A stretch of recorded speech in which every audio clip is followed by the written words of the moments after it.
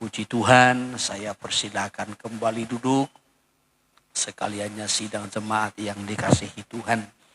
Puji nama Tuhan, salam sejahtera dan salam persekutuan di dalam kasih Kristus bagi kita sekaliannya umat Tuhan. Salam. Lebih sukacita lagi, salam. Ya, puji Tuhan, kalau oleh karena kasih dan kemurahan Tuhan, kita boleh ada sebagaimana kita ada pada kesempatan malam ini. Kita sudah puji, kita sudah muliakan Tuhan melalui pujian pengagungan kita. Kiranya hati kita juga sudah siap untuk menampung akan pengajaran Tuhan yang olehnya kita terus semakin diarahkan, dituntun. Ya saudara, melalui firman-Nya kepada tujuan supaya kita sampai kepada panggilan Tuhan atas kita sekaliannya. Pribadi lepas pribadi tentunya. Ya saudara, kita bersyukur kalau Tuhan masih terus melimpahi kita melalui firman-Nya, pengajarannya secara khusus dari kitab Wahyu yang sudah kita ikuti.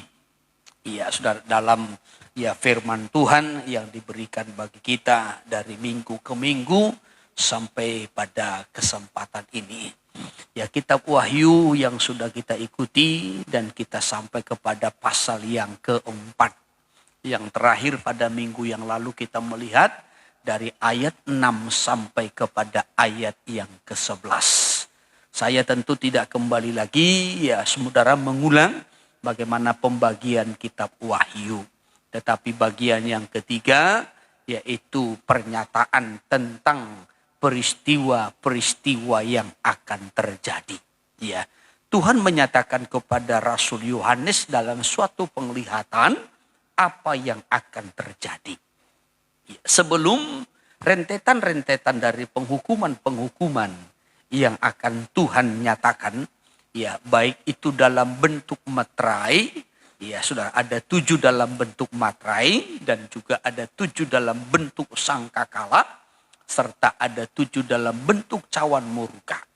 Tuhan masih memberikan kesempatan bagi gereja Tuhan untuk mengalami pemulihan. Secara khusus pemulihan dalam persekutuan dengan Tuhan di dalam penyembahan. Maka Wahyu pasal 4 sampai Wahyu pasal yang kelima itu adalah kesempatan bagi gereja Tuhan untuk mengalami pemulihan ini, untuk membangkitkan kembali hubungan persekutuan dengan Tuhan secara khusus dalam penyembahan. Ya, maka diperlihatkanlah bagaimana suasana penyembahan di sorga itu. Ya, mula-mula kepada Rasul Yohanes diperlihatkan dalam Wahyu pasal yang keempat itu sebuah pintu terbuka di sorga dan ia melihat bagaimana ya di sorga itu ada sebuah tahta dan di tahta itu duduk seseorang ya yang rupanya bagaikan permata yaspis dan permata sardis. Ada kemuliaan Tuhan mengelilinginya bagaikan pelangi dan rupanya bagaikan zamrud katanya. Dan di hadapan tahta itu ada 24 tahta. Boleh ditampilkan kembali gambar Wahyu pasal yang keempat. Ya. Dan pada 24 tahta itu duduk 24 tua-tua. Saya sudah terangkan 24 tua-tua ini menggambarkan siapa. Ya, dan juga ada di situ ya saudara obor ataupun pelita. 7 obor ataupun pelita yang menunjukkan kepada kesempurnaan pekerjaan Roh Allah. Di samping itu juga ada lautan kaca. Ya. Di mana orang-orang saleh harus melewati lautan kaca ini. Ya, saya juga sudah terangkan hal itu. Dan yang terakhir, ya, ada juga 4 makhluk. Ya, sudah. Ya, ada juga 4 makhluk di hadapan tahta ini. Ya, makhluk yang pertama itu rupanya seperti singa, makhluk yang kedua itu seperti lembu, makhluk yang ketiga itu seperti manusia, makhluk yang keempat itu seperti raja wali atau burung nasar. Ya, bagian pertama saya sudah terangkan pada minggu yang lalu. Ya, ini menunjukkan kepada siapa. Tetapi saya masih akan menekankan dalam bagian yang kedua. Sebab keempat makhluk ini selalu menyerukan kekudusan Allah. Kudus, kudus, kuduslah Allah yang maha tinggi katanya. Coba kembali kepada Wahyu pasal yang keempat. Kita kembali melihat dari ayat yang keenam sampai kepada ayat 11. Demikian firman Tuhan. Iya.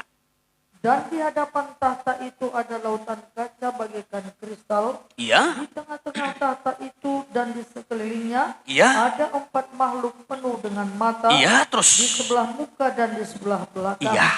Ada 4 makhluk penuh dengan mata di sebelah muka dan di sebelah belakang. Ayat 7.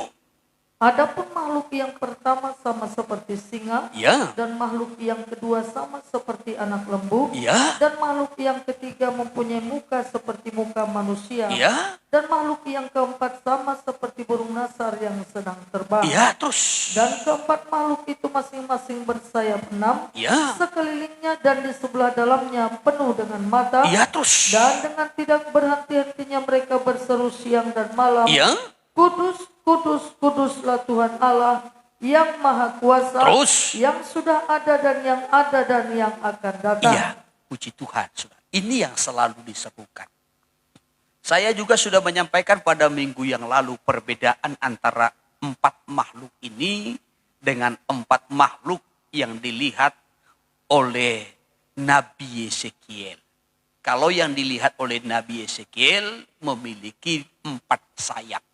Tetapi yang dilihat oleh Rasul Yohanes ini memiliki 6 sayap. Ya, sudah. Dan ada kesamaannya dengan apa yang dilihat oleh Nabi Yesaya dalam Yesaya pasal yang ke-6. Ya, saudara.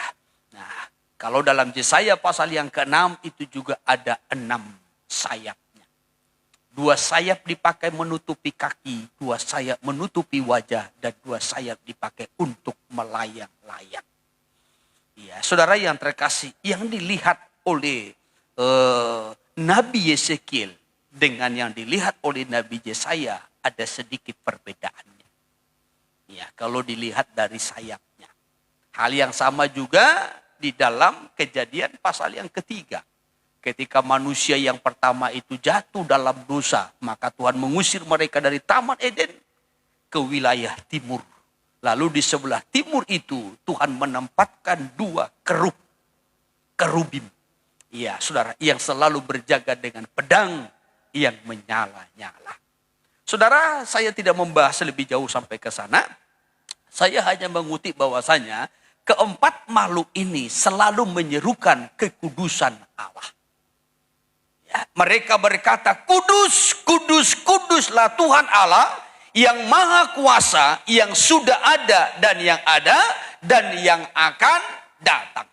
Maka setiap kali mereka menyerukan ini, maka ke-24 tua-tua yang ada di hadapan tahta itu, mereka juga tersungkur untuk menyembah, sujud menyembah, dan melemparkan mahkotanya. Ya, hal ini juga saya sudah terangkan pada minggu yang lalu. Nah, kembali saudara, kita akan memperhatikan ya bahwasanya keempat makhluk ini pada minggu yang lalu saya singgung adalah keempat tiang di pintu tirai tabernakel. Ya, keempat tiang yang ada di pintu tirai tabernakel, di mana di sanalah digantungkan ya, yaitu layar ataupun tirai ya, yang terkoyak ketika Yesus mati di kayu salib. 4 makhluk ini selalu menyerukan kehendak Allah.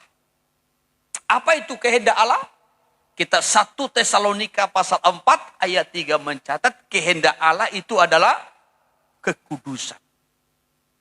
Ya, kekudusan. Ya. Jadi 4 makhluk ini selalu menyerukan kehendak Allah. Apa itu kehendak Allah? Kekudusan. Ataupun kesucian.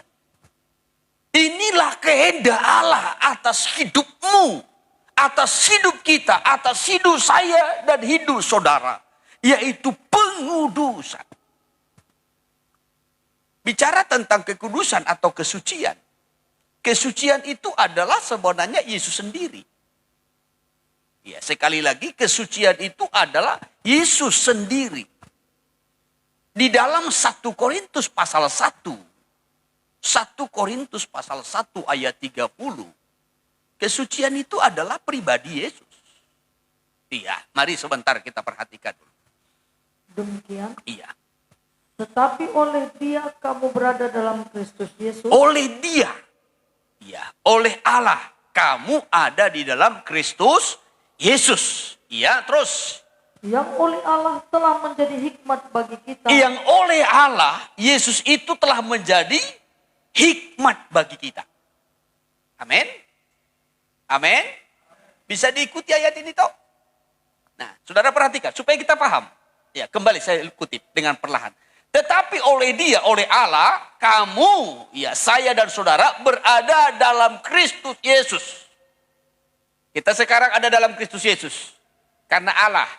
Bukan karena kuat kita. Bukan karena usaha kita. Tapi karena anugerah Allah. Amin. Yang oleh Allah telah menjadikan hikmat bagi kita. Yesus itu adalah hikmat bagi kita. Amin. Ya, kita lanjutkan. Ya. Ia membenarkan dan menguduskan dan menebus kita.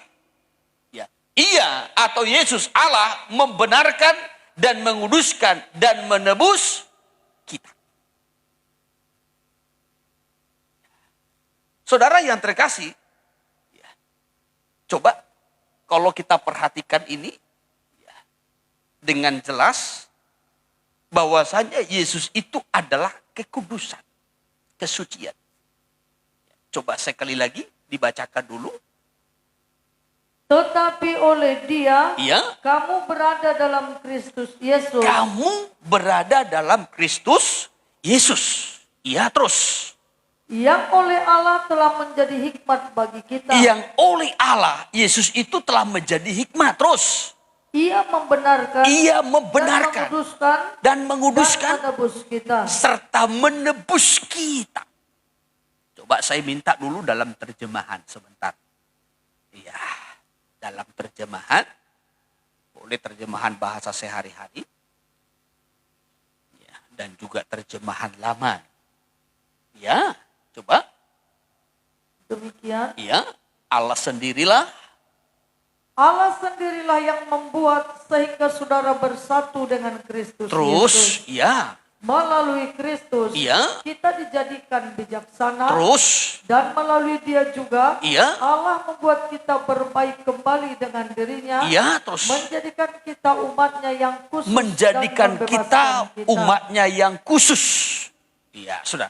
Yang khusus, itu yang suci, yang kudus. Dan yang membebaskan kita. Ya, memerdekakan kita. Ya, saudara yang terkasih. Ya, jadi Yesus itu sebenarnya adalah kekudusan itu, kesucian itu sendiri. Yang membuat kita menjadi kudus, yang membuat kita menjadi suci, yang membuat kita menjadi khusus. Ya. Oleh sebab itu tadi saya sampaikan bahwasanya keempat makhluk ini selalu menyerukan kehendak Allah. Apa itu kehendak Allah? Kekudusan. Kekudusan atau kesucian itu adalah pribadi Tuhan sendiri. Ya. Jadi kalau keempat makhluk ini selalu menyerukan kudus, kudus, kudus, ini menyerukan pribadi Tuhan sendiri. Ya. Nah, lebih jauh kita memperhatikan empat makhluk ini menggambarkan Yesus dalam keempat kitab Injil. Ya, sekali lagi, empat makhluk ini menggambarkan Yesus dalam keempat kitab Injil.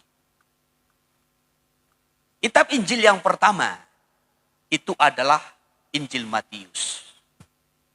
Dalam Injil Matius, ya sudah, kita tahu Yesus itu digambarkan sebagai raja. Baru yang kedua, kitab Markus. Kitab Markus menceritakan Yesus itu sebagai hamba.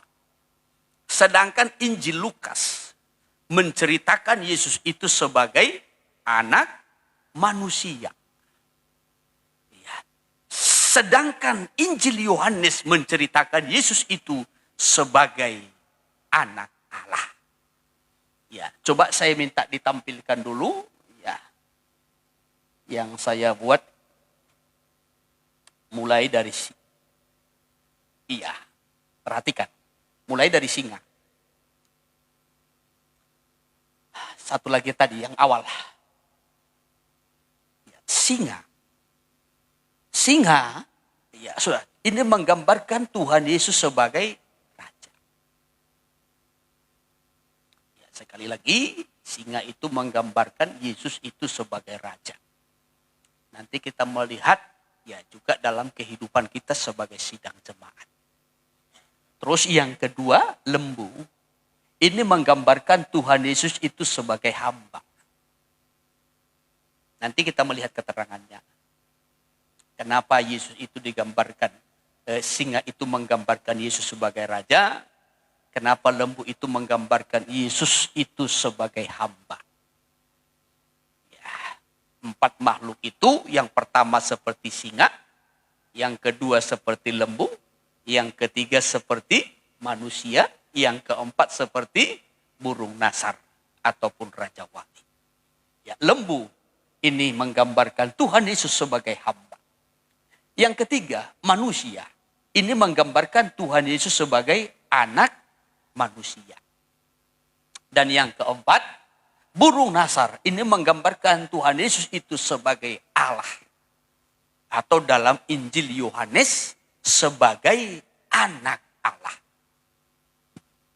Ya. Dan keempat ini, ya sudah.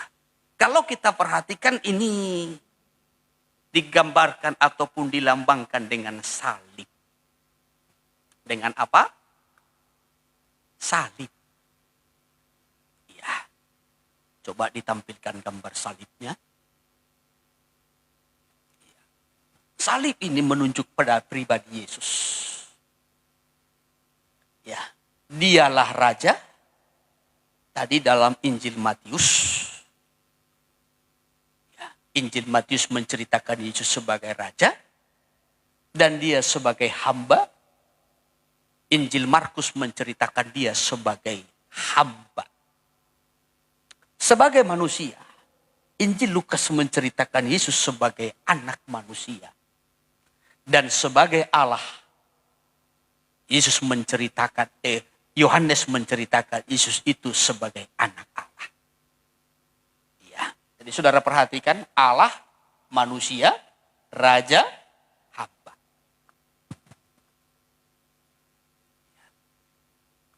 Saudara yang terkasih, keempat makhluk ini menggambarkan Yesus dalam keempat kitab Injil. Dan keempat makhluk ini juga menggambarkan tadi di awal saya sampaikan, ya, sebagai 4 tiang di pintu tirai. Di mana Yesus, ya, saudara, yang memberikan teladan ya, dalam 4 warna kehidupan ini. Tiang di pintu tirai, saya sudah terangkan pada minggu yang lalu. Tiang itu menunjukkan kepada jemaat, gereja. Sebagaimana di dalam 1 Timotius pasal 3 ayat 15, jemaat itu adalah tiang penopang dan dasar kebenaran. Jemaat itu adalah tiang penopang. Tetapi jemaat yang bagaimana? Jemaat yang sudah mengalami perobekan daging. Ya, untuk kita bisa mengikuti ini, bagian yang kedua ini, saudara harus ingat firman Tuhan minggu yang lalu. Kalau saudara tidak ingat firman Tuhan minggu yang lalu, saudara sulit mengikuti ya, bagian yang kedua pada malam ini. Ya, tapi kalau saudara ikuti, saudara ingat apa yang sudah kita dengar, kita terima pada minggu yang lalu. 4 tiang pada pintu tirai itu. Ya, saudara. Ya, itu menunjukkan kepada sidang jemaat. Karena jemaat itu adalah tiang penopang. Ya, jemaat itu adalah tiang penopang di tengah-tengah gereja. Amin. Haleluya. Ya, itu dalam 1 Timotius 3 ayatnya yang ke-15. Ya. Coba sebentar saya kutip dulu. Demikian. Ya. Jadi jika aku terlambat, Ya. sudahlah engkau tahu bagaimana orang harus hidup sebagai keluarga Allah. Bagaimana orang harus hidup sebagai keluarga Allah. Terus. Yakni jemaat dari Allah yang hidup. Jemaat dari Allah yang hidup. Allah kita itu bukan Allah yang mati, tapi Allah kita itu Allah yang hidup. Amin. Dan jemaat itu adalah terus tiang penopang dan dasar tiang kebenaran. penopang yang dasarnya adalah kebenaran. Ya. Jadi jemaat yang memiliki Allah yang hidup itulah Tuhan Yesus Kristus. Itu adalah jemaat tiang penopang yang mendasarinya dengan kebenaran. Ya, tiang penopang itu harus bisa berdiri tegak.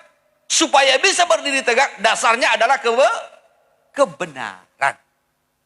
Ya, jadi 4 tiang ya pada pintu kemah itu menunjukkan kepada jemaat ya yang menjadi tiang penopang. Jemaat yang bagaimana? Jemaat yang sudah mengalami perobekan daging. Artinya jemaat yang hidup dalam kesucian. Jemaat yang mengikuti teladan Yesus dalam kesucian. Ya.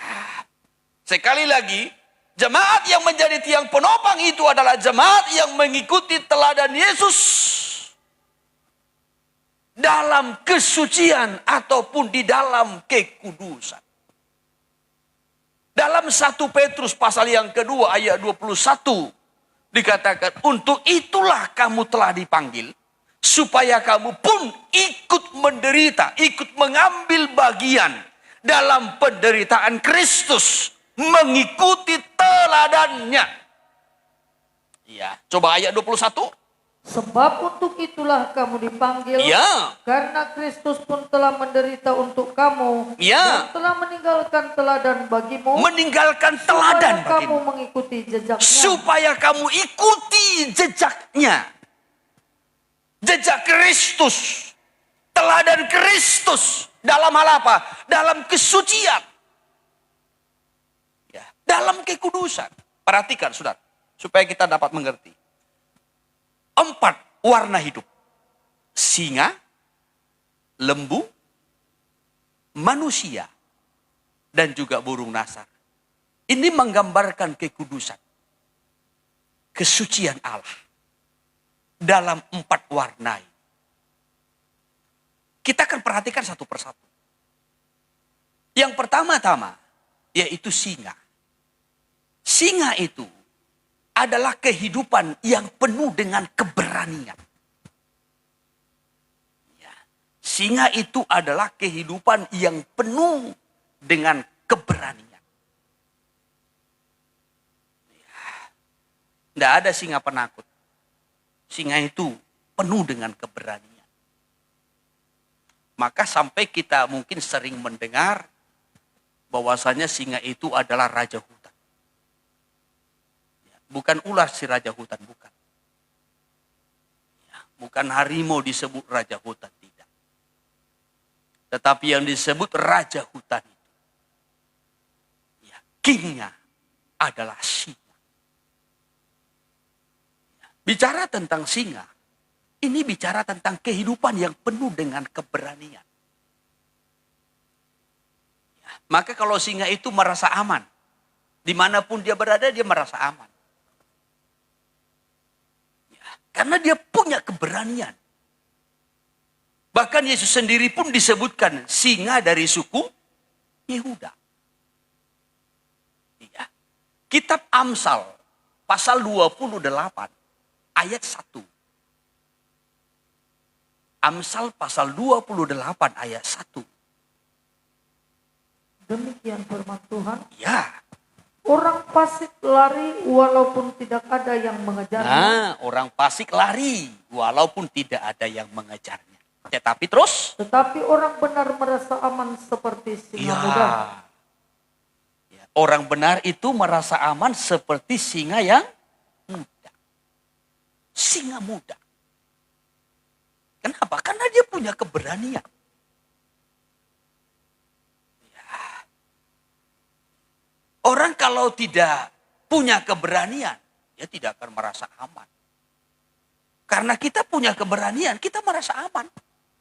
Singa itu punya keberanian, keberanian untuk bertarung, keberanian untuk menghadapi segala sesuatu. Ya, maka dia merasa aman karena dia punya keberanian. Ya. Musuh yang bagaimanapun modelnya dia hadapi, dia punya keberanian. Kita merasa nggak aman karena kita nggak berani. Ya toh? Ya. Saudara malam-malam jalan sendiri tidak merasa aman karena saudara tidak punya keberanian. Jangan-jangan saudara ke kamar mandi pun nggak punya keberanian. Kenapa? Nggak merasa aman. Ya. Kalau kita merasa aman, ya. Saudara yang terkasih, kita tidak akan takut menghadapi apapun. Tapi rasa aman itu karena ada keberanian itu. Ya. Dalam terjemahan lama. Terjemahan lama. Demikian. Ya, bahwa orang jahat itu lari bila tiada yang mengejar. ya, ini kalau orang jahat, nggak ada yang ngejar pun dia lari. Karena takutnya. Ya, orang jahat kan begitu. Lari walau tidak ada yang mengejar. Kenapa? Rasa takut itu membuat dia lari. Rasa tertuduh itu. Ya. Maka orang yang jahat, orang yang berbohong, orang yang mencuri, ya sudah. Nah, ketika rasa takut membayangi hidupnya, tidurnya pun nggak tenang. Ya. Di mana-mana dia selalu was-was. Orang yang melakukan kejahatan itu, di mana-mana dia selalu was-was. Tidak merasa tenang. Beda dengan orang benar. Coba terus, Tetapi orang benar itu berani seperti singa adanya. Ya. Orang benar itu berani, punya keberanian. Jadi bicara tentang singa, itu berbicara tentang keberanian. Kenapa berani? Dasarnya ini, yaitu kebenaran. Orang benar berani. Kenapa berani? Karena dia benar. Karena dia benar. Kenapa Yesus itu digambarkan seperti singa? Itu berbicara tentang keberaniannya. Kenapa dia berani? Karena hidup dalam kebenaran. Karena melakukan kehendak Allah dalam kebenaran. Gereja yang memiliki keberanian adalah gereja yang berdiri di atas dasar kebenaran. Ini gereja yang bagaikan singa. Ya. Tidak takut. Ya. Tentu rasa tidak takut ini bukan hanya tidak takut. Ya sudah, ya menghadapi setan bukan. Ya hantu bukan. Tetapi lebih jauh lagi, dia punya keberanian. Ya sudah, ya terhadap dosa. Dia punya keberanian melawan dosa. Dia punya keberanian menolak dosa. Yesus punya keberanian dalam hal itu. Yang walaupun ketika kita menolak dosa, memang ada konsekuensi. Kita fetus sementara. Haleluya. Atau kitab Ibrani saja kita lihat. Ibrani pasal 12 ayat 4. Ibrani pasal 12 ayat 4. Demikian. Iya. Dalam pergumulan Ya. kamu melawan dosa. Kamu ya. belum sampai mencucurkan Belum darah. sampai mencucurkan darah. Ya. Dalam pergumulan kamu melawan dosa, kamu belum sampai mencucurkan darah. Tetapi Yesus sudah melakukan ini. Ya, dalam pergumulannya melawan dosa, dia sampai mencucurkan darah. Bahkan ketika di Taman Getsemani pun, peluhnya saja pun sudah bagaikan titik-titik darah. Tetapi untuk menghadapi dosa itu, ada keberanian. Tidak langsung menyerah kepada dosa.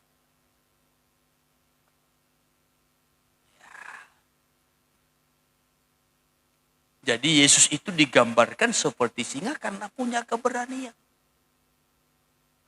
Terhadap apa? Melawan dosa. Walaupun harus sampai mencucurkan darah. Nah, ini yang menjadi teladan bagi gereja. Bagi kita, bagi saya dan saudara. Kalau kita itu digambarkan tadi seperti 4 tiang yang ada di pintu tirai. Ya. Jemaat yang menjadi tiang penopang itu adalah jemaat yang berani ya, melawan dosa. Jadi tidak menyerah, tidak pasrah pada dosa. Ada datang pencobaan, dosa yang mencobai kita pasrah. Kita ikut dosa, kita ikut arus. Ini bukan singa. Itu mungkin ikan lele yang ikut arus. Ya.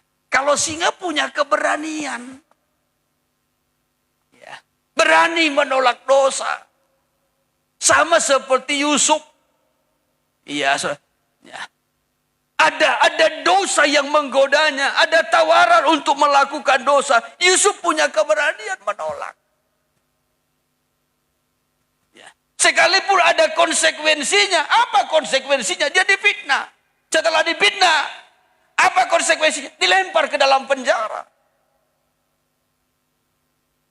Tetapi Yusuf itu juga bagaikan singa. Dia punya keberanian menolak dosa. Karena mendasarinya, yaitu kebenaran, melakukan kehendak Allah.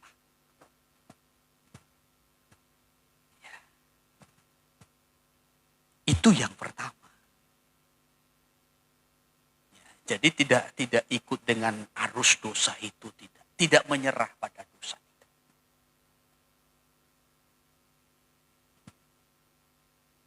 Tapi ada keberanian, sekalipun harus sampai mencucurkan darah. Yang kedua, setelah singa tadi, rupanya seperti lembu. Lembu itu adalah kehidupan yang menuruti kehendak Allah. Yang walaupun harus dengan pengorbanan. Jadi dari lembu itu penurutannya. Ya. Maka lembu itu biasa diberikan beban. Baik memikul, baik juga membajak. Beban. Tanggung jawab. Sekalipun harus dengan pengorbanan. Saudaraku, selain binatang ini atau lembu ini adalah binatang yang bekerja keras, lembu itu juga sebagai korban bakaran yang terbesar. Kalau dibandingkan dengan domba, kambing, lembu itu adalah korban bakaran yang terbesar.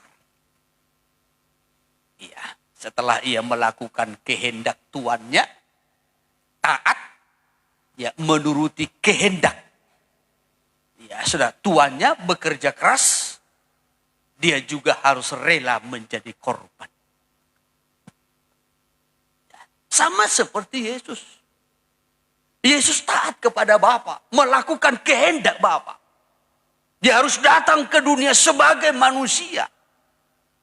Tetapi bukan hanya melakukan misi Bapa, datang ke dunia ini sebagai manusia, tidak. Tetapi Yesus juga rela dengan pengorbanan. Bahkan pengorbanan yang terbesar. Pengorbanan yang sempurna. Dia tidak hanya mengorbankan hartanya. Dia tidak hanya mengorbankan waktunya. Dia tidak hanya mengorbankan pikirannya. Dia tidak hanya mengorbankan perasaannya. Tetapi sampai mengorbankan nyawanya. Jadi lembu itu menggambarkan, saudara, kehidupan yang menuruti kehendak Allah yang walaupun harus dengan pengorbanan. Maka lembu itu tidak hanya sekedar dia sebagai binatang yang melakukan kehendak tuannya, bekerja keras, membajak, tidak. Tetapi dia juga harus rela mengorbankan dirinya, nyawanya sebagai korban bakaran. Namun ingat, tanpa kesucian tidak akan pernah ada pengorbanan yang sejati. Sekali lagi, tanpa kesucian tidak akan pernah ada pengorbanan yang sejati.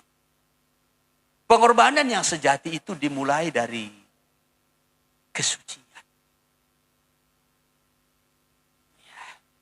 Pengorbanan yang dilakukan Yesus itu dari kesucian. Tidak ada motivasi-motivasi.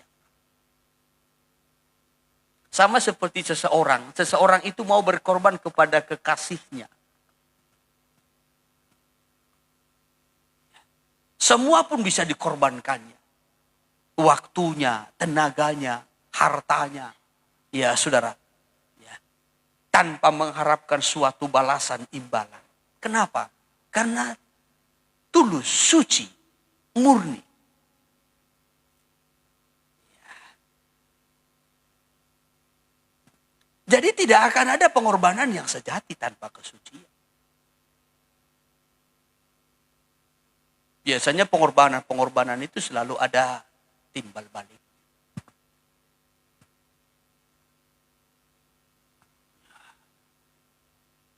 Sama seperti hari-hari belakangan ini kan. Ya, kalau ada orang berkorban itu kan ada timbal baliknya. Ya, aku kasih ini tapi buat begini. Kan kira-kira begitu kan. Ya, itu saya mudah deh. Ya. Tetapi pengorbanan yang sejati itu karena dimulai dari kesucian. Jadi kalau ada orang berkata, tulusnya aku membantu katanya. Tapi ada embel-embelnya, itu tidak tulus. Itu tidak tulus.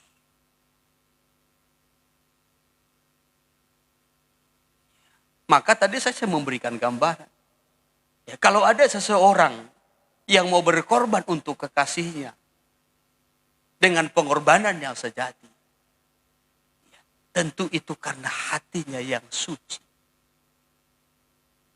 tanpa motivasi-motivasi yang lain. Ya. Jadi bukan timbal balik.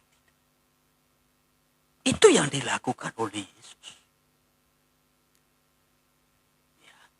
Yesus mengorbankan hidupnya, nyawanya bagi kita. Kita percaya atau tidak percaya, dia melakukannya dengan cinta.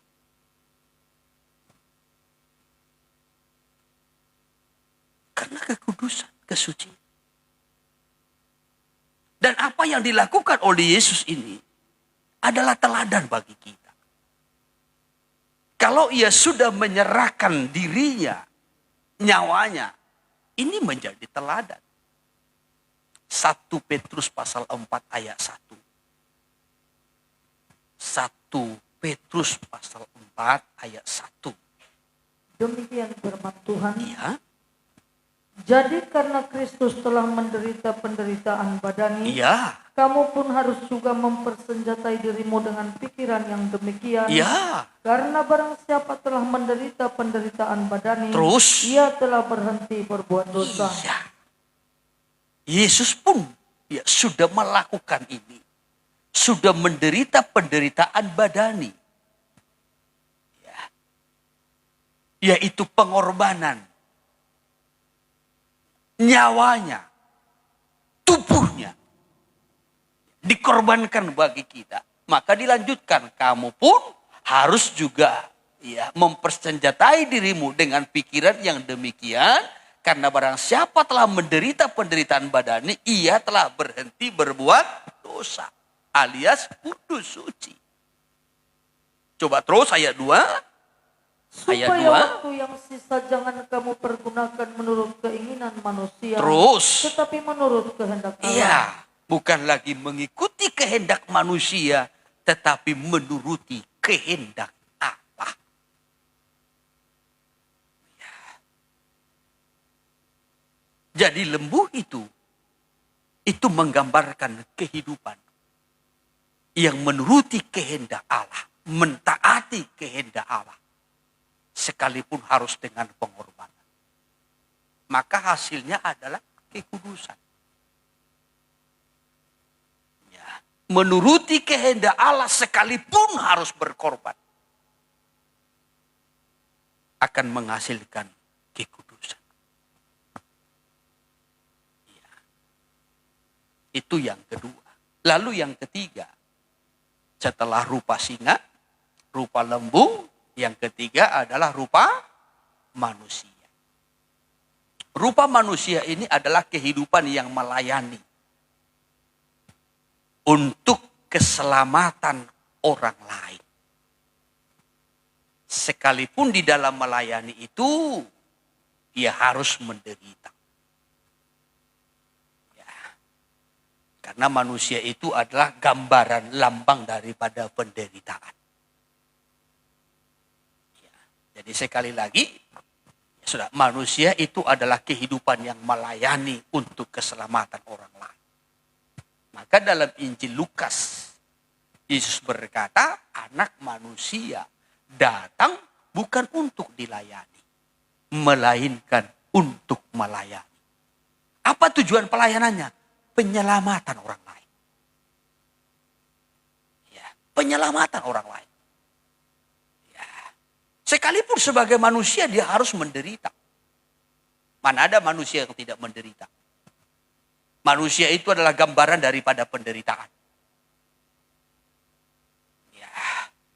Apalagi manusia yang sudah jatuh dalam dosa. Apalagi manusia yang dilahirkan ya, dari manusia yang berdosa. Hidupnya tidak akan pernah luput dari penderitaan. Kalau saudara simak khotbah saya pada ibadah minggu, saya sampaikan bahwasanya manusia itu tidak pernah luput dari penderitaan. Kitab Ayub mencatat hal itu. Bahkan Mazmur pasal 90. Mazmur 90 sebentar. Dari ayat 8. Mazmur 90 ayat 8. Demikian firman Tuhan. Iya. Engkau menaruh kesalahan kami di hadapan-Mu, Iya. dan dosa kami yang tersembunyi dalam cahaya wajah-Mu. Iya. Ini pengakuan pemazmur. Engkau menaruh kesalahan kami di hadapan-Mu dan dosa kami yang tersembunyi dalam cahaya wajah-Mu. Kesalahan kami atau pelanggaran kami dan dosa kami. Ini penyebabnya. Ya. Itu penyebabnya. Sehingga apa terus? Ayat 9. Sungguh segala hari kami berlalu karena gemas. iya, terus. Kami menghabiskan tahun-tahun kami Ya. seperti keluh. Maka tiap tahun kita mengeluh. Ya. Apa penyebabnya? Tadi ayat 8. Kesalahan dan dosa.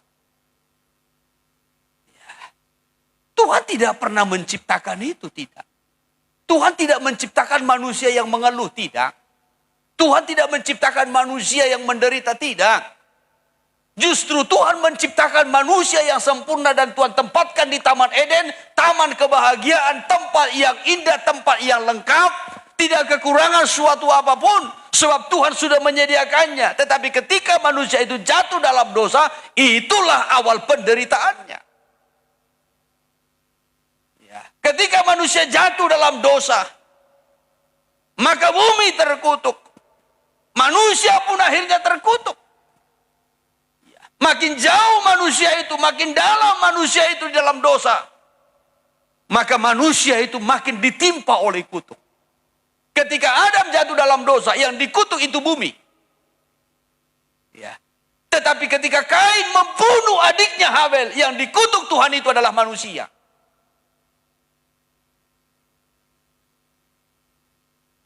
Pada waktu Adam dan Hawa jatuh dalam dosa, manusia belum dikutuk. Yang Tuhan kutuk itu bumi. terkutuklah tanah karena engkau. Ya. Maka tanah menghasilkan onak duri. Tetapi ketika Kain membunuh adiknya, Tuhan mengutuk manusia. Tuhan berkata, terkutuklah engkau. Begitu kalau kita lihat kitab Kejadian. Ya, boleh kita lihat sebentar. Kejadian pasal 3. Haleluya. Dari ayat 17. Demikian. Ya. Lalu firman-Nya kepada manusia itu, Ya. karena engkau mendengarkan perkataan istrimu dan memakan dari buah pohon yang telah kuperintahkan kepadamu, Ya. jangan makan daripadanya, Terus. maka terkutuklah tanah karena engkau. Ya. Dengan Apa yang terkutuk? bersusah payah engkau akan mencari rezekimu dari tanah seumur hidupmu. Ya. Apa yang terkutuk? Tanah. Bumi. Maka kita susah payah mencari rezeki. Maka kita perlu bertobat, perlu kembali membangun hubungan dengan Tuhan, persekutuan dengan Tuhan, memulihkan hubungan kita dengan Tuhan, supaya Tuhan mempermudah rezeki. Amin. Iya.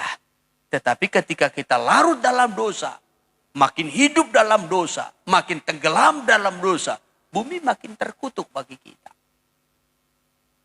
Jadi ketika Adam dan Hawa jatuh dalam dosa, yang terkutuk bumi.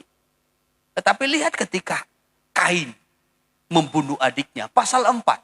Pasal 4 ayatnya yang ke-10. Lompat saja langsung. Demikian. Iya. Firman-Nya, Iya. apakah yang telah kau perbuat ini? Iya. Darah adikmu itu berteriak kepadaku dari Iya. tanah. Tuhan berkata kepada Kain. Kain, apa yang kau perbuat ini? Darah adikmu Abel itu, ya, dikatakan berteriak kepada aku dari tanah, kata Tuhan. Karena itu ayat 11, Maka sekarang Iya. terkutuklah engkau, Iya. terbuang jauh dari tanah yang mengangkat mulutnya untuk menerima darah adikmu itu dari tanganmu. ya, sekarang yang Tuhan kutuk siapa? Manusianya. Dan Tuhan katakan di sini terbuang jauh. Coba diturunkan dikit. Terkutuklah engkau katanya. Ya, maka sekarang terkutuklah engkau, terbuang jauh dari tanah yang mengangangkan mulutnya, ya, untuk menerima darah adikmu.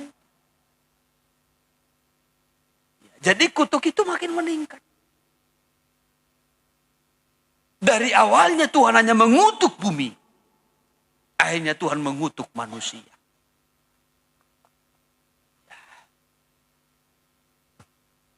Dan manusia yang terkutuk memperanakkan anak-anak yang hidup di bawah kutuk. Melahirkan anak-anak yang di bawah kutuk. Manusia yang terkutuk mewariskan kepada anak-anaknya hidup yang terkutuk.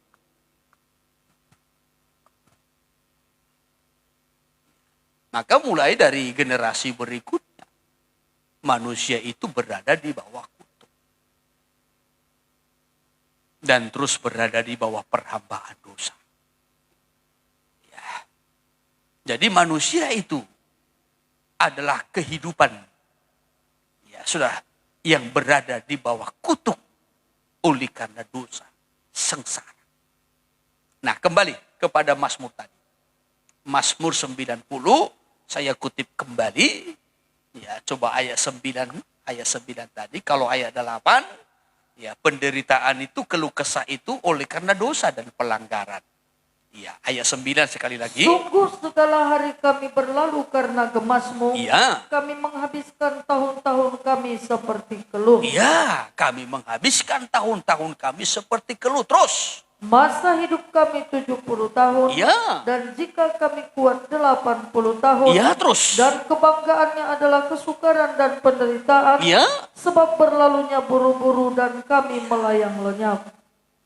Hidup kami hanya 70 tahun. Kalaupun kami kuat 80 tahun. Tapi ingat, yang bisa kami banggakan dalam umur itu, selama hidup itu, selama 70 tahun, atau selama 80 tahun itu, yang bisa kami banggakan di situ bukan keberhasilan, bukan kesuksesan, bukan kebahagiaan, bukan kesenangan, bukan kenikmatan, tetapi yang kami banggakan di situ, yang paling menonjol di situ adalah kesukaran dan penderitaan.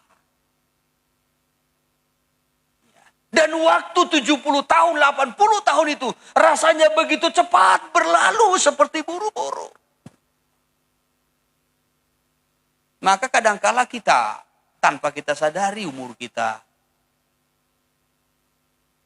ingat-ingat bulan depan kita ulang tahun. Rupanya sekarang tahun ini aku sudah umur sekian.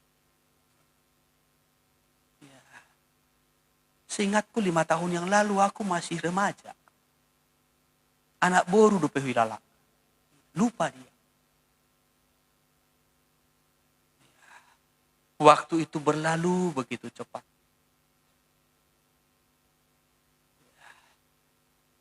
Kita perjamuan kasih tahun lalu. Rasanya kayak baru 2 minggu yang lalu. Seperti saya masih ingat saya duduk di situ dengan Pak Purba ya. Dengan Pak Nenggolan, Pak Lia sambil ngobrol. Sambil minum Red Bull. Tanggal 25. Ini sudah pertengahan Februari. Ternyata sudah 2 bulan berlalu.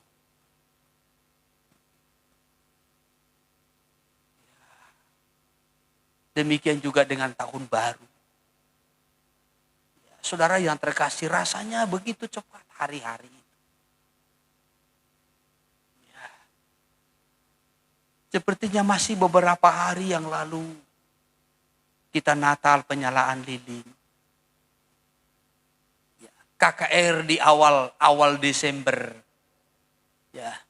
Saudara sampai sekarang sudah hampir mau 3 bulan. Sudah jalan 3 bulan. Tapi rasanya masih seperti baru.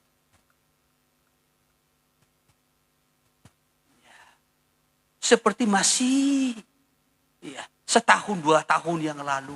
Masa-masa COVID. Ternyata itu tahun 2020 ya. Saudara, pembatasan-pembatasan soal keramaian ibadah. Ini sudah tahun 2024. 4 tahun. Waktu begitu cepat berlalu. Saudara mungkin kalau bercermin, saudara sudah mulai lihat, sudah mulai keriput, sudah mulai ada bintik-bintik. Walaupun saudara berusaha membuat wajah supaya lebih berkilat, tapi bandingkan dengan tangan saudara. Jangan-jangan di sini dengan di leher pun udah beda.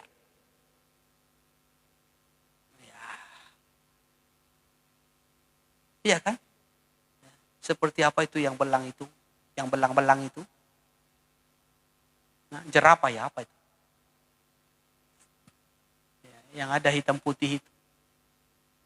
Zebra. Putih, hitam. Kan begitu. Tapi saudara kan bukan jerapah ya. Ini soal waktu yang begitu cepat berlalu. Kalau saudara ingat sepanjang hidup saudara, mana lebih banyaknya saudara menikmati kesukaran, penderitaan, atau kebahagiaan? Kesukaran, penderitaan, atau kesenangan? Bersyukur atau mengeluh?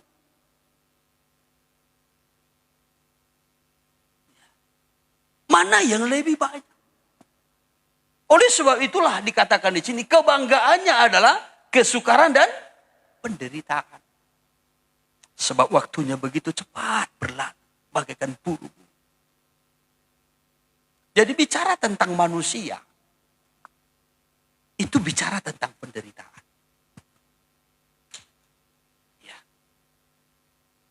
Yang ketiga, rupa daripada makhluk itu seperti manusia. Ini menggambarkan yang pertama tadi, saya sudah sampaikan di awal, ini menunjukkan kepada pribadi Yesus. Yesus ya, juga mengambil rupa sebagai manusia. Tetapi dalam pengertian rohaninya, ini menunjukkan bahwasanya Yesus rela sengsara. Ya, rela sengsara demi menyelamatkan orang lain. Demi menyelamatkan manusia. Kesengsaraan itu memang karena dosa. Kalau manusia sengsara karena dosa, tetapi Yesus sengsara bukan karena dia berdosa. Tetapi Yesus sengsara, ya, nah, untuk menyelamatkan manusia yang berdosa. Ada orang yang rela sengsara karena dosanya. Tetapi ini bukan kesengsaraan yang suci, bukan. Itu beda. Ya, sekali lagi, ada orang rela sengsara. Ya. Rela dia sengsara karena dosa. Tetapi ini bukan sengsara yang suci. Dia rela menanggung risiko, konsekuensi, dosa, kesalahan, pelanggaran yang dilakukannya. Dia rela menanggung itu. Tetapi kesengsaraan itu, penderitaan itu bukan penderitaan yang suci. Yesus rela menderita sengsara bukan karena dia berdosa. Ya. Tetapi dia rela sengsara karena dia mau menyelamatkan orang berdosa. Itu yang disebutkan dengan kesengsaraan yang suci. Nah, saya kembali kutip 1 Petrus pasal 4. 1 Petrus pasal 4. Ayat 19. Ayat 19. Demikian firman Ya. Tuhan. Karena itu baiklah juga mereka yang harus menderita karena kehendak Allah. Ya. Menyerahkan jiwanya Ya. dengan selalu berbuat baik kepada pencipta yang setia. Iya. Karena itu, coba 1 Petrus pasal 2 ya, coba. Ayat 19, pasal 2. Sebab adalah kasih karunia. Ya, terus. Jika seorang karena sadar akan kehendak Allah, Ya. menanggung penderitaan yang tidak harus ia tanggung. Ya. Ya. Jika seorang karena sadar akan kehendak Allah, menanggung penderitaan yang tidak harus ia tanggung. Yesus sadar penderitaan yang dia tanggung itu bukan karena kesalahannya. Tapi karena ingin melayani, menyelamatkan orang lain. Ya. Ingin menyelamatkan orang yang berdosa. Maka dia tanggung kesengsaraan itu, penderitaan itu. Itu namanya penderitaan yang suci. Ya. Penderitaan yang kudus. Apa yang dilakukan oleh Yesus ini menjadi teladan bagi kita. Terus sebab dapatkah? Sebab dapatkah disebut pujian Terus. jika kamu menderita pukulan karena kamu berbuat dosa? Tetapi jika kamu berbuat baik, kalau kamu berbuat dan baik, karena itu kamu harus menderita, kamu menderita. maka itu adalah kasih karunia pada Allah. Ya, itu kasih karunia Allah. Ya, lanjutkan 21. Untuk itulah sebab. Untuk itulah kamu dipanggil. Iya, terus. Karena Kristus pun telah menderita untuk kamu. Iya. Dan telah meninggalkan teladan bagimu. Iya. Supaya kamu mengikuti jejaknya. Jadi kita melayani. Iya, untuk menyelamatkan orang lain. Seperti teladan Yesus. Sekalipun dalam melayani orang lain, menyelamatkan orang lain, kita harus menderita. Ini yang disebutkan dengan wajah seperti manusia tadi. Gambar makhluk yang ketiga seperti wajah manusia. Manusia itu bicara tentang kesengsaraan, penderitaan. Ya. Namun penderitaan yang kita ikuti di sini, yang kita teladani adalah penderitaan seperti penderitaan Yesus. Bukan menderita karena dia melakukan kesalahan, tetapi dia menderita karena melayani. Menyelamatkan orang lain. Iya, menjangkau orang-orang berdosa. Sekalipun dia harus menderita. Itu penderitaan yang kudus. Itu teladan yang diberikan oleh Yesus. Ya, inilah gereja yang menjadi tiang penopang. Ya. Kalau jemaat sengsara berdosa karena malas, itu bukan jemaat yang penopang. Kalau gereja atau jemaat sengsara karena melakukan dosa, itu bukan jemaat yang penopang. Yang dikatakan jemaat yang penopang itu melayani untuk keselamatan orang lain sekalipun dia harus menderita. Itu yang disebut dengan jemaat yang menjadi tiang penopang. Bisa ditangkap? Haleluya. Iya. Jadi kita menderita karena melayani orang lain, karena menyelamatkan orang lain. Kita menderita, orang lain mengalami keselamatan hidup. Ya. Orang lain diselamatkan, orang lain hidup, sementara kita menderita. Ya. Dengan melayani mereka. Rasul Paulus katakan begini dalam suratnya. Yang kedua kepada jemaat di Korintus. Dalam 2 Korintus pasalnya yang keempat ayat 12. Ya. Bahwasanya ia mengalami penderitaan itu. Supaya yang lain itu hidup, beroleh hidup. Demikian. Ya. Maka demikianlah maut giat di dalam diri kami. Maut giat dalam diri kami. Dan hidup giat di dalam kamu. Ya, dan hidup itu giat di dalam kamu. Keselamatan itu ada di dalam kamu. Ya, boleh dipersiapkan terjemahan. Ya, baik terjemahan lama atau juga bahasa sehari-hari. Iya. Dikatakan begini, maka demikianlah maut giat. Ya, yaitu penderitaan. Di dalam diri kami. Artinya kami menderita. Ya. Tetapi kamu beroleh hidup. Kami sengsara. Tapi kamu diselamatkan. Coba terjemahan lama.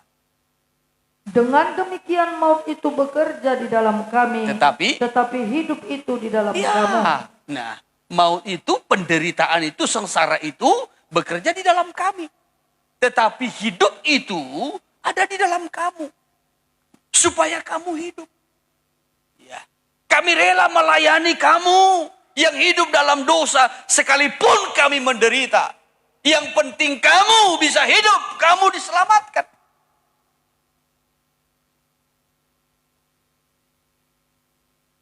Sebab untuk itulah anak manusia datang. Untuk melayani, bukan untuk dilayani. Haleluya. Haleluya. Iya. Jadi kalau kita mengambil gambar itu, mengikuti gambar Yesus itu, teladan Yesus itu sebagai manusia, ini kerelaan kita melayani orang lain. Supaya orang lain diselamatkan sekalipun kita harus menderita. Ya, ini warna hidup yang ketiga.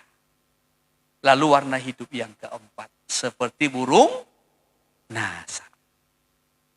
Ya, seperti burung nasar ataupun seperti burung Raja Wali.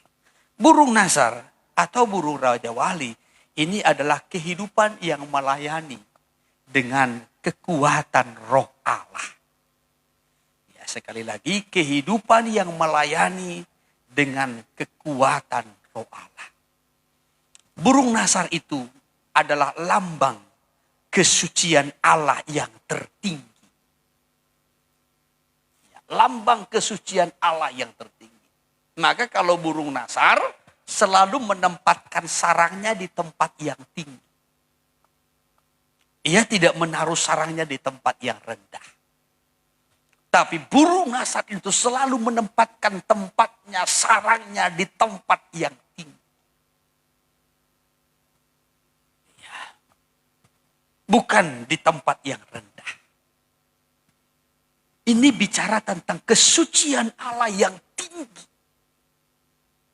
Beda dengan manusia.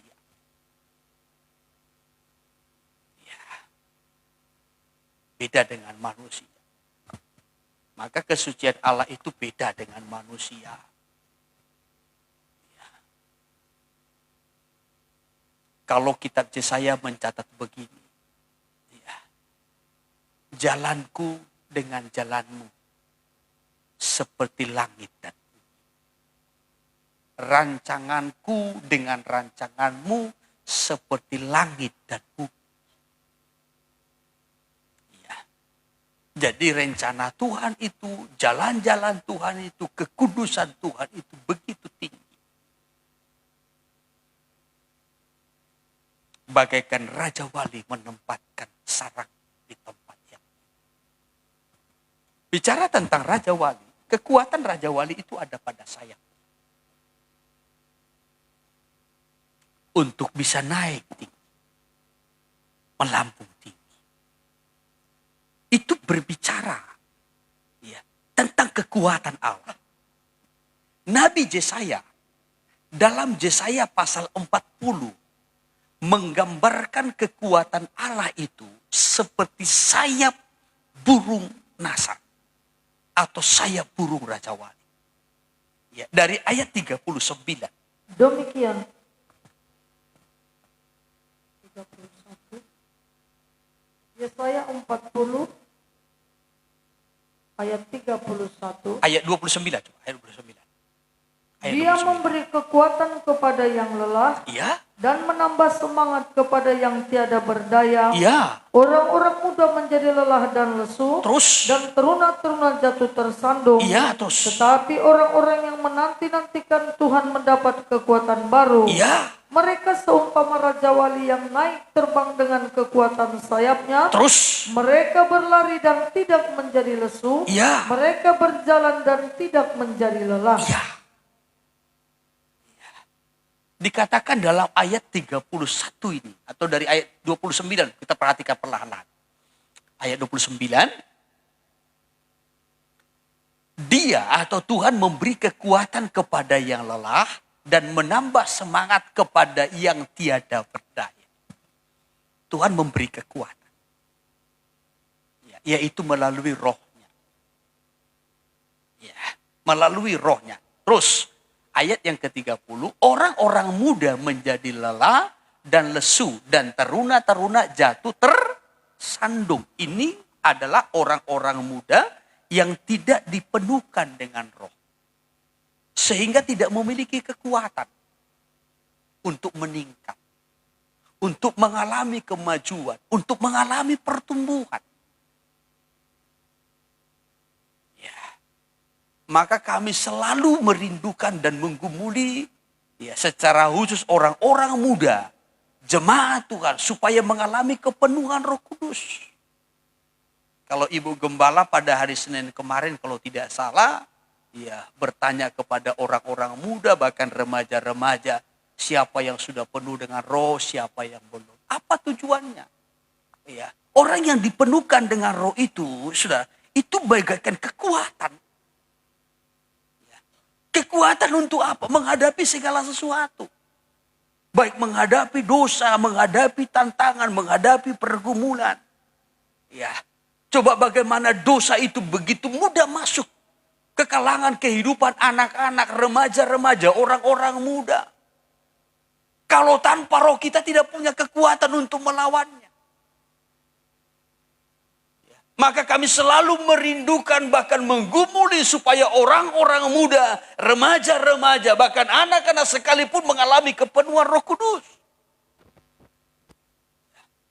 Supaya mampu naik tinggi, meningkat.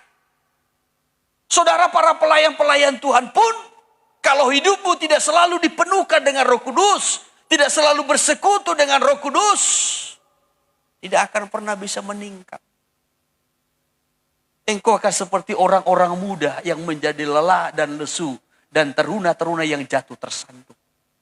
Karena penuh dengan rohnya kita ada semangat. Ada gairah. Ketika kita sudah dibaptiskan dengan roh, barulah ada semangat menyembah. Dan kepenuhan Roh Kudus itu harus tetap dipelihara. Supaya kita tetap bergairah di dalam Tuhan. Itu kekuatan kita. Maka digambarkan di sini ayat 31. Tetapi orang-orang yang menanti-nantikan Tuhan mendapat kekuatan baru. Orang yang selalu menantikan Tuhan, mengharapkan Tuhan, menunggu Tuhan. Selalu merindukan Tuhan, merindukan Roh Kudus. Mendapat kekuatan yang baru. Maka kalau kita selalu merindukan Roh Kudus penuhkan aku. Roh Kudus tuntun aku. Roh Kudus arahkan aku. Ini akan selalu mendapat kekuatan yang baru. Roh Kudus mampukan aku. Roh Kudus urapi aku. Selalu menanti-nantikan Tuhan. Tanpa mengandalkan Tuhan. Tanpa pertolongan Tuhan. Tanpa menanti pemakaian Tuhan. Kita merasa gak mampu, gak kuat. Ini orang-orang yang menanti-nantikan Tuhan. Jadi kalau kita selalu menanti-nantikan, selalu mengharapkan, mengandalkan Tuhan, ini akan mendapat kekuatan yang baru. Mereka digambarkan seumpama Raja Wali yang naik terbang dengan kekuatan sayapnya. Jadi Raja Wali itu atau burung nasar itu kekuatannya itu ada pada sayapnya. Ini menggambarkan Roh Kudus. Iya, sudah. Nah, kekuatan daripada Roh Kudus. Mereka berlari dan tidak menjadi lesu. Mereka berjalan dan tidak menjadi lelah.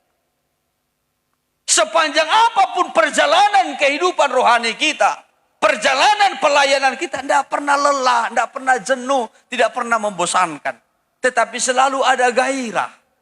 Andai pun Tuhan masih lama datang, kita tetap bergairah sampai kepada batas akhir. Amin. Haleluya. Iya. Jadi kekuatan sayap Raja Wali ini menggambarkan kekuatan Roh Kudus. Injil Lukas saya kutip sebentar. Lukas pasal 4 ayatnya yang ke-14. Yesus juga melayani dengan kuasa Roh. Demikian firman Iya. Tuhan. Dalam kuasa Roh kembalilah Yesus ke Galilea. Iya. Dan tersiarlah kabar tentang dia di seluruh daerah itu. Dengan kuasa apa? Dengan kuasa Roh. Ya, dengan kuasa Roh. Sehingga ada kekuatan. Nabi Zakaria mencatat. Bukan dengan kuat, bukan dengan keperkasaan. Melainkan oleh Rohku firman Tuhan. Jadi burung nasar itu melambangkan kehidupan yang melayani dengan kekuatan Roh. Orang-orang yang seperti inilah yang bisa menjadi tiang penopang di tengah-tengah jemaat. Bukan melayani dengan akalnya. Bukan melayani dengan kekuatannya. Tetapi melayani dengan kekuatan. 1 Petrus pasal 4 ayat 11. 1 Petrus pasal 4 ayat 11. Demikian. Iya. 1 Petrus 4 ayat 11. Iya. Jika ada orang yang berbicara, Iya. baiklah ia berbicara sebagai orang yang menyampaikan firman Allah. Iya. Jika ada orang yang melayani, Iya. baiklah ia melakukannya dengan kekuatan yang dianugerahkan Allah, Kekuatan yang dianugerahkan Allah supaya Allah dimuliakan dalam segala sesuatu karena Yesus Kristus. iya. Ialah yang mempunyai kemuliaan dan kuasa Iya. sampai selama-lamanya. Amin. Kalau ada orang yang berbicara, biarlah dia dikatakan berbicara sebagai orang yang menyampaikan Jika ada orang yang melayani, baiklah ia melakukannya dengan kekuatan. Kekuatan yang dianugerahkan Allah. Kekuatan Roh. Tuhan menganugerahkan kepada kita Roh-Nya untuk memampukan kita. Rasul Paulus dalam suratnya kepada jemaat di Korintus. Dengan kekuatan kami tidak mampu. Tetapi kami melayani dengan kekuatan kuasa Roh Allah. Dalam suatu perjanjian yang baru. Kalau dengan diri kami tidak mampu. Tapi Roh Allah lah yang memberikan kemampuan. Yang memberikan kesanggupan. Haleluya. Haleluya. Sehingga bisa menjadi tiang penopang. Coba ditampilkan kesimpulan. Ya. Singa. Ya. Singa Ini adalah lambang daripada kebenaran. Yang didasari, keberanian yang didasari oleh kebenaran.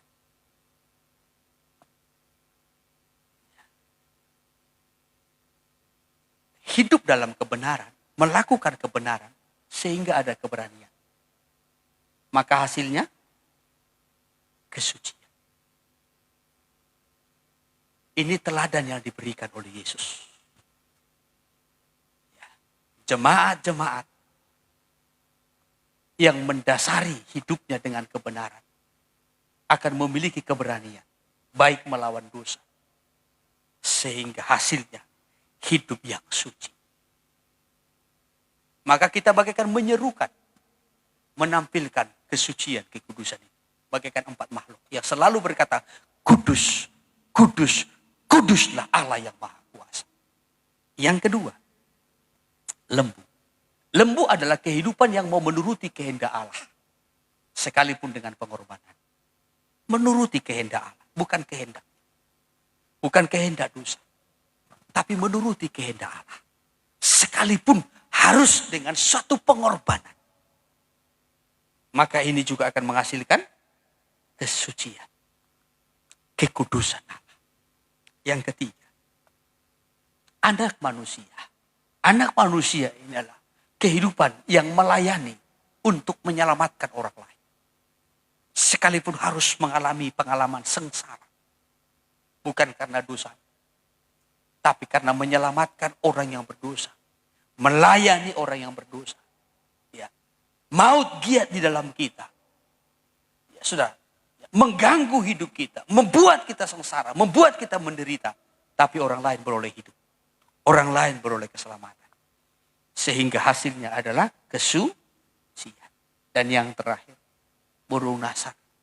Ini adalah kehidupan pelayanan dengan kekuatan Roh Kudus. Bukan dengan kekuatan daging. Bukan dengan kepintaran. Sehingga ini akan menghasilkan kesucian hidup yang kudus. Saudaraku, Yesus sudah lebih dahulu mengalami pengalaman. Dan memberikan teladan bagi saya dan saudara. Supaya kita menjadi tiang penopang di tengah-tengah bait sucinya. Bagaikan 4 tiang pada pintu tirai yang ada di bait suci. Itu tiang-tiang utama. Jemaat-jemaat yang menjadi tiang penopang. Menjadi tiang-tiang utama di tengah-tengah pelayanan. Kalau memiliki 4 warna kehidupan ini. Sehingga Tuhan dimuliakan. Dan kita tetap hidup dalam kesucian. Puji Tuhan. Tuhan memberkati. Haleluya.